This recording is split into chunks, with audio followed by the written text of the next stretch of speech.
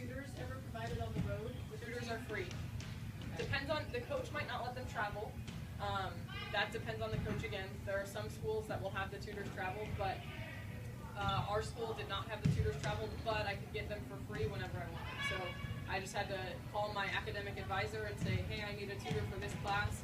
They would get it all set up, and then the tutor would contact me, and I would tell them a time that I was free to meet, and I would meet with them whenever I wanted. It could be 4 days a week, it could be 1 day a week, it could be every other week. It was whenever I needed it, and it was totally covered by the money that the university was giving me.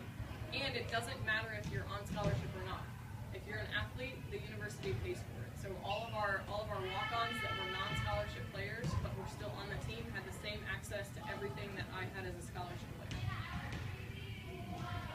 Yeah, can you talk to the importance of conditioning and weight training both in high school and in college?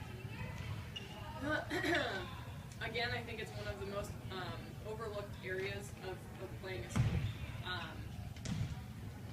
Most people that knew me growing up knew that that was huge for me, and I had a coach one time that told me that I needed to jump higher. So every day I jump roped in my garage, and I did a jump roping workout by myself in my garage. If it was wintertime, I literally would crawl out in boots, put on my sneakers, and jump rope in my garage. Another coach told me I had to get faster. I was too slow to the ball, and I was never going to get looked at if I wasn't able to gain some foot speed. So I ran sprints in my driveway. I would set up with cones or with chalk, and I would chalk it out and write down shuttles and do stuff. And I would bring the ladder that my mom had out in the driveway and do it on my own. I don't think it's super important for you guys to pay trainers to do stuff. I think it's pretty easy to go online and look up something and do it on your own. But I also definitely think that it's something that a lot of kids don't put a lot of extra work into. And it's an easy way to make yourself better. Like I said, effort and attitude and all that good stuff, communication, those are two things that I always look for because they're always in your control. Well, in my opinion, the ability to get stronger, faster, more in shape is also in your control to a certain extent. I mean, obviously genetics are involved a little bit, but you can always go work hard and get better at something if you're gonna try. In college, it's a little crazy. We'll tell you that. Out of season, our schedule, so we stayed every summer. In the spring, we had lift 3 days a week and conditioning the other 2 days. In the summer, it was even more nuts. We had lift 3 days a week, but we also had a pool workout one of those days, and we also had track workouts. So we would go to the track and do an hour-long track workout. And on top of that, we're working camps. So Penn State players work Penn State camps. So we would work out from 6 to 7 in the morning, go get breakfast with our campers, work the first session of camp. On lunch break, we would do a serve pass for an hour as a team, go get lunch, come back, work that afternoon session, go to dinner, come back from dinner, and we would play for 2 hours on our dinner break, and the campers would come back and watch. So the campers, they get these lovely breaks to go get breakfast, lunch, dinner, and we are literally working the entire day from 6 a.m. until 9 p.m. when the camp is done. And then we have to go do door check with all the campers, make sure they're all in their rooms, go to bed, and get up the next morning at 6 again to go work out again. So summers are a little bit crazy. The question is sort of a follow-up to the letting the coaches down that once you do your selection. What's the good process for communicating with those like 5 you're kind of really trying to socialize with and feeling comfortable that you're not maybe leading them on as you're trying to do the discovery? Some of the girls are hesitant. Just be open and honest with them. I mean, coaches aren't naive to the fact that players are looking at other schools. So be as honest as you can, because it'll also help them gauge, you know, what their chances of success with you are. They're not going to want to put all their eggs in one basket if you're getting recruited by a school that they might think they don't have a fighting chance with. So just be honest as much as you can. I think the more you try and hide the fact that you're looking at other schools, the worse it's going to look on you down the road. If you act like you're all in and you're only talking about one school and talking to them, meanwhile you're talking to a bunch of people at the same time, it looks bad at the end of the day when you call that school and you're like, yeah, I actually decided to go to this school. I think it's like any relationship. Be honest, be open, tell everybody what's going on. You're building a relationship and a foundation with that coaching staff, and the more that they know about you and what you're doing, the easier it is to tell them down the road that something might have changed or that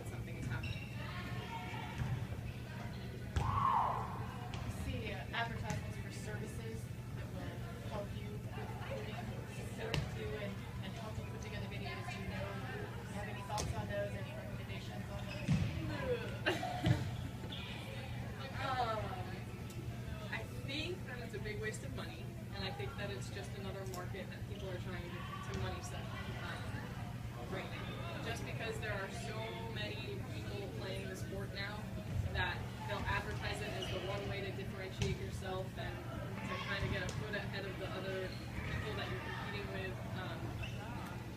And honestly, for the amount of time that I've spent at Georgetown and getting emails from kids, I don't think that for the 150 emails we got a day, I think that maybe one or two came from the recruiting service that said that like these kids might be a good fit for your school. Like for as much money as people pay to do them, I don't think that they do enough legwork to help. I think that the more that the kids do on their own, again, it's going to show the coach's responsibility and accountability, the fact that they're on top of their stuff and they're willing to work hard to try and get the future that they want. What about professional video? Again, I think the best video that you guys can send is something that in the very beginning, so let's say you send a video that's 10 minutes long, which I think is still too long, but sometimes it's tough. Send something in the very beginning of the video that makes you stand out, whether it's your personality or it's some athletic gift. It doesn't matter, but something that's different and it makes them have the attention right away. And then the order of it from there, it's up to you. Always send a full set of volleyball separate from that, that they can watch. But make sure that when you send that set, it's your best set. Okay, obviously you're not going to have a set that you make no mistakes in. That doesn't happen to anybody. But pick your best set where you feel it shows your best qualities to the coach and send that. Uncut, unedited, the set itself. Cut out the timeouts and the subs if you want, but the rest of it, keep it that way. That way it allows them to see the intangible stuff. It lets them see how you interact with your teammates and see how you play the game and how you move when the game's going on. But in the actual professional video, I think you don't need to have it done by a professional. You can have a coach come in with the accessibility to iPads now and even parents doing it. The beginning, have that introduction, and then go into some skill stuff, but not a ton of time on it, because the thing that's going to draw coaches in is going to be the intangibles and the match. They're going to want to see you play the game. Because I can stand in front of a video camera and I can make it look like I'm the world's greatest passer, but you never know where the ball on the other side of the camera is actually going. My platform can look amazing, I can have great feet, great body posture, and the ball might go 20 feet over the net, and the camera has no idea. So, the game film is super, super important. And the other stuff, like I said, I don't think it's necessary to pay $400, $500 to have a professional video done when it's going to be ultimately edited into like 8 to 10 minutes. And to be honest, college coaches are probably going to watch maybe 3 to 5 of that, maybe. Because they have 100+ emails that they're going to get that are all going to have video links in it. So not to make it feel like you're never getting looked at, but there's a lot of people that they have to go to see in the emails. Make sure on the game film that you say what number you are and what color your team is. You'd be surprised at how many people send game footage and they say Thunderbird 17-1 playing against, I don't know, maybe No Panic on, I don't know. But that's all that they put in the title. I don't know what color No Panic is, I don't know what color Thunderbird is, and I have no idea what number you are. Like, that's awesome, Maddie, it's great to meet you, but I have no idea who I'm watching. So, put the color of your team, put the number of the person that they're supposed to be watching on that color team, so that it's very clear that that's who you're supposed to be watching. So you said that the physics of the sound, like, is there points where you feel that too much? To be honest, no. Maybe ultimately email with phone calls. The thing that you guys have to understand is that there's a media side to this as well. So you guys send an email, and what will happen is that email will get sent, and it'll go into a recruiting database that the school uses. So all of your information that you send in that email will get stored in your profile in their recruiting database. So whenever you contact them, they can pull it up and they can say, okay, I have these many emails from this kid. She contacted me on these dates. I went and saw her at this tournament. I went to this high school match. So they'll have an entire profile on you in their recruiting database. So whenever you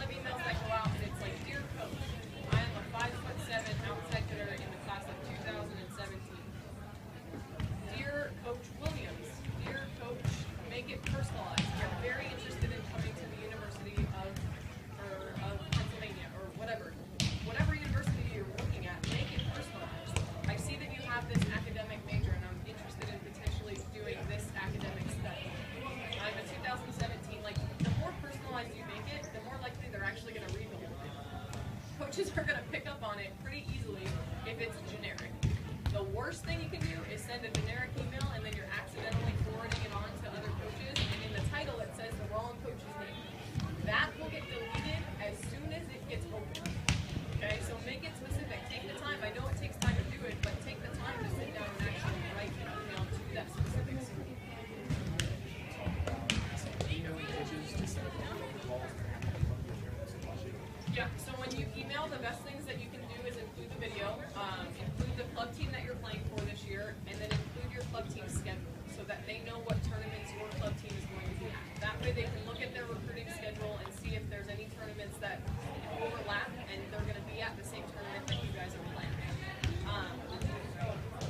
Once they have your schedule, like I said, it will go into that database that will be linked with your profile, so they'll have it. And then as far as setting up a phone call, that's tough. It depends on your age. So if you're a sophomore and you write in the email, can we set up a time to have a phone conversation? They can't email you back.